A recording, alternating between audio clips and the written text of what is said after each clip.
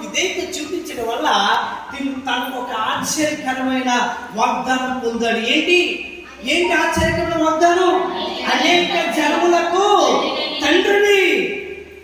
నీవు ఎవరిని ఆశీర్వదిస్తావో నేను కూడా వారిని, నీవు ఎవరిని శపిస్తావో వారిని శపిస్తాను. నీవు ఎవరి మీద యుద్ధం చేస్తావో నేను కూడా వారితో యుద్ధం చేస్తాను. దేవునికి స్తోత్రం.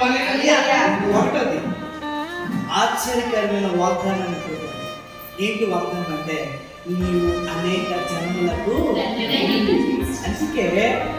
అందుకే రాజు అబ్రాహాము ఉన్నప్పుడు నరకములో పాతాళంలో ధనవంతుడు ఉన్నప్పుడు అబ్రాహాము చూసినప్పుడు తండ్రివైన అబ్రాహాము, దేవునికి స్తోత్రం, హల్లెలూయా, తండ్రివైన అబ్రాహామా.